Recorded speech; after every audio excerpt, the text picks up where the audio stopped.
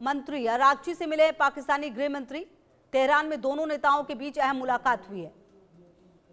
ईरानी विदेश मंत्रालय ने मुलाकात की पुष्टि की है। पाकिस्तानी गृह मंत्री के ईरान दौरे के बीच बैठक हुई है। क्षेत्रीय हालात पर बातचीत के संकेत। ईरान पाकिस्तान के बीच कूटनीतिक हलचल तेज हुई है। तो तेहरान में अहम बैठक हुई है। आपको बता दें, ईरान के विदेश मंत्री अरागची से मिले हैं पाकिस्तानी गृह मंत्री। तेहरान में दोनों नेताओं के बीच अहम मुलाकात हुई। ईरानी विदेश मंत्रालय ने मुलाकात की पुष्टि की है। पाकिस्तानी गृह मंत्री के ईरान दौरे के बीच बैठक हुई है। क्षेत्रीय हालात पर बातचीत के संकेत हैं। ईरान पाकिस्तान के बीच कूटनीतिक हलचल तेज हो गई है। तो कुल मिलाकर आपको बता दें कि तेहरान में दोनों नेताओं के बीच अहम बैठक बताई जा रही है। और अगर आप ईरान को अभी देखें तो ईरान जिस तरीके से इस युद्ध में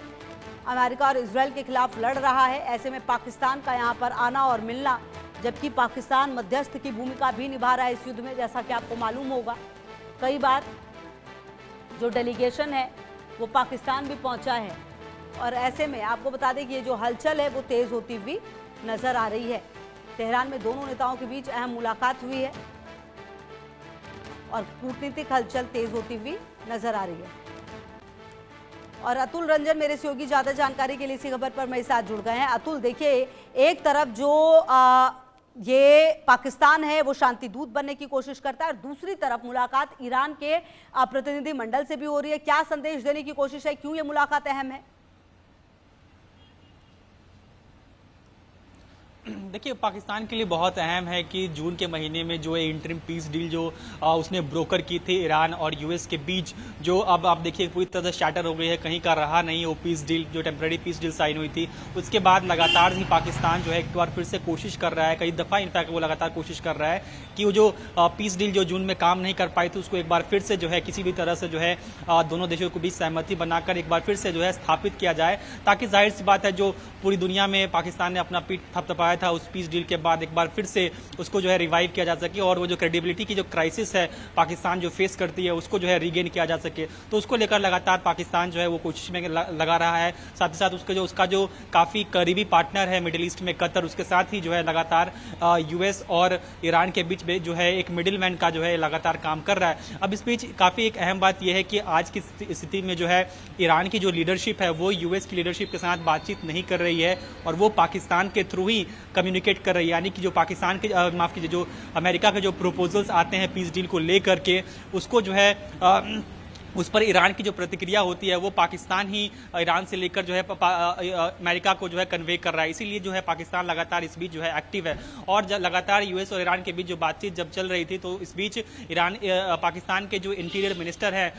अब्बास नकवी, उन्होंने जो है इन्वाइट किया था अब्बास अरागची को, जो ईरान के विदेश मंत्री है। लेकिन उसके बाद हमने देखा कि पाकिस्तान के जो विदेश इंटीरियर मिनिस्टर है वो खुद ही तेहरान जाते हैं और उसके बाद ये बैठक जो है आज हाई प्रोफाइल बैठक हुई है। अब हालांकि जो ईरान की जो ऑफिशियल स्टेट न्यूज एजेंसी है IRN उसके मुताबिक अगर माने तो चर्चाओं में जो है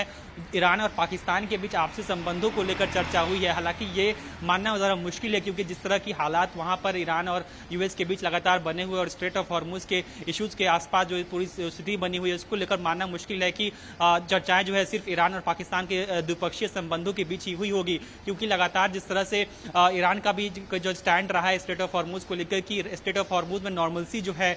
जो वो सीधे सीधे जो है वो अमेरिका के हाथों में, अगर अमेरिका जो है ईरान के जो नेवल ब्लॉकेट्स है उसको नहीं खत्म करता है और जो तमाम जो ईरान के जो फॉरेन एसेट्स हैं, सैंक्शंस जो ईरान पर लगाए रखे हैं, उन सबको जब तक खत्म नहीं करता तब तक स्ट्रेट ऑफ हॉर्मुज में नॉर्मलसी नहीं आ सकती। तो ये ईरान का स्टैंड, ईरान जो है पूरा जो ठीकरा है स्ट्रेट ऑफ हॉर्मुज की बंदिश का वो अमेरिका पर फोड़ रहा है। इस बीच काफी एक अहम बात ये भी है कि आप देखिए कि जो ईरान की जो कुछ शर्तें हैं, अगर आप देखें तो अधिकतर शर्तें जो हैं वो जो जून में जो फ्रेमवर्क साइन हुई थी उसके वो जो लिस्ट थी पूरी 14 पॉइंट्स की लिस्ट थी, उसमें उन्हीं में से ये लिस्ट हैं तमाम, चाहे वो सैंक्शंस को लेकर हो या फिर नेवल ब्लॉकेट हटाने को लेकर हो या फिर उनके जो फॉरेन रिजर्व्स हैं उसको फ्री करने की बात हो। इस तरह की तमाम जो शर्तें ईरान की हैं वो जाहिर सी बात है उसी फ्रेमवर्क से आती हैं। लेकिन जिस तरह से फिलहाल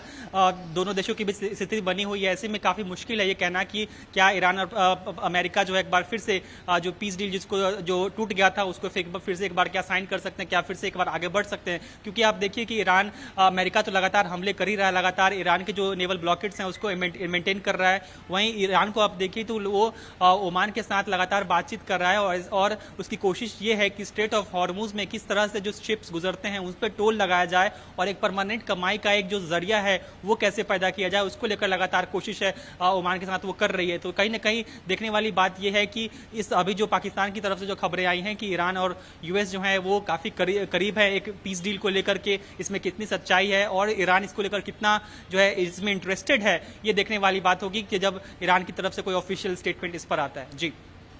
बिल्कुल, और कहीं ना कहीं ये भी देखना बेहद महत्वपूर्ण होगा कि जिस तरीके से पिछले कुछ समय में डेवलपमेंट तेज हुई है, भारत की भी नज़र होगी इस पर निश्चित तौर पर अतुल, इसको इग्नोर नहीं किया जा सकता क्योंकि भारत के संबंध पिछले कुछ समय में लगातार कई देशों के साथ, अगर आप देखें अपने पड़ोसी देशों के साथ बहुत तेजी से बदले हैं, चाहे वो श्रीलंका हो, बांग्लादेश हो या फिर पाकिस्तान के साथ तो खैर जैसे थे, नेपाल के साथ अगर आप देखें। और इस बीच अगर पड़ोसी देश पाकिस्तान की डेवलपमेंट बढ़ी है तो कहीं ना कहीं भारत को भी ये देखना और समझना होगा।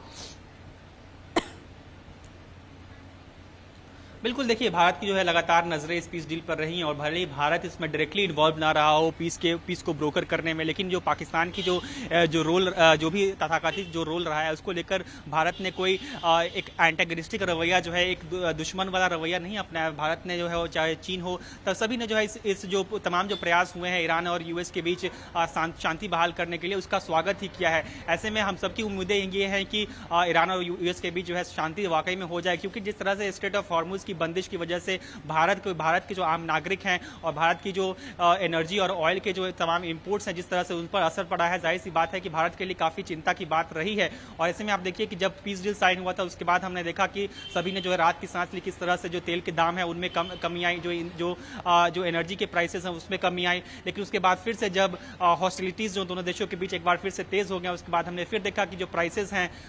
क्रूड ऑयल के वो किस तरह से बढ़े हैं। तो जाहिर सी बात है कि स्थिति जो भी बनेगी ईरान और यूएस के बीच, इसका सीधा सीधा असर जो है भारत हो या फिर बहुत सारे जो एशियन मुल्क भी हैं उन सभी जो स्ट्रेट ऑफ हॉर्मुज से काफी ऑयल और एनर्जी जो है एक्सपोर्ट करते हैं उन सभी के लिए काफी जो है इंपॉर्टेंट है। ऐसे में सबकी निगाहें यही है अमेरिका पर है और ईरान पर है, क्योंकि अगर आप याद कीजिए जिस तरह से जब जून में फ्रेमवर्क साइन किया गया था उसके बाद पूरी दुनिया ने राहत की सांस ली थी।